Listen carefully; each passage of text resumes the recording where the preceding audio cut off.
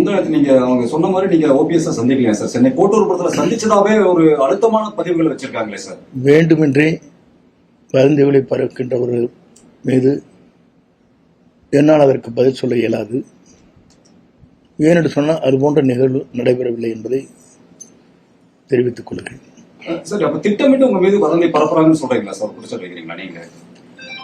இது போன்ற செய்திகள் வருகிற போதே நேற்றும் முன்தினமும் நான் அதற்கான தெளிவான விளக்கங்களை நான் குறிப்பிட்டேன்.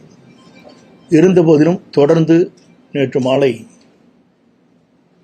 சில பேரை சந்தித்தாக குறிப்பிட்டார்கள். என்னை பொறுத்தவரையிலும் இன்று வரையிலும் குறிப்பிடுகின்ற யாரையும் நான் சந்திக்கவில்லை என்பதும் நான் இந்த நேரத்திலே தெளிவாக தெரிவித்துக் கொள்கிறேன். இதுபோன்ற வதந்திகளை பரப்பி எனக்கு ஒரு அவைப்பாளர் வர வேண்டும் என்ற நோக்கத்தோடு சில பேர் திட்டமிட்டு இந்த செயல்பாடுகளை செய்து வருகிறார்கள். அது எனக்கு மிகவும் வேதனையளிக்கக்கூடிய ஒன்றாக இருக்கிறது என்பதை தெரிவித்துக் கொள்கிறேன். இதை நீங்க ஒரு எச்சரிக்கையாவே சொல்றதா எடுத்துக்கலாமா சார்? வதந்திகளை நிறுத்திக்கணும்னு சொல்றாங்க. ஏன்னா இது வதந்திகள் அப்படிங்கிற சூழ்நிலையில எச்சரிக்கை அல்ல. அந்த நண்பர்களுக்கு அன்போடு நான் வேண்டுவது, நான் ஏறத்தாழ 45 ஆண்டுகள் அரசியல் வரலாற்றில் தூய்மையாக பணியாற்றி இருக்கிறேன். விசுவாசமுள்ள தொண்டனாக இருந்திருக்கிறேன்.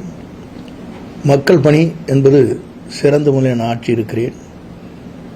இந்த தொகுதி வாழ் மக்கள் எனக்கு அளித்து வாக்களித்து மாபெரும் வெற்றி ஈட்டி தந்திருக்கிற வாக்காளர் பெருமக்கள் என்ன நினைக்கிறார்களோ அவர் கனவுகளை நிறைவேற்றுவதற்கு அவரோடு இருந்து அரசின் சார்பாக பல்வேறு திட்டங்களை கொண்டு வந்து செயல்படுத்தி இருக்கிறேன்.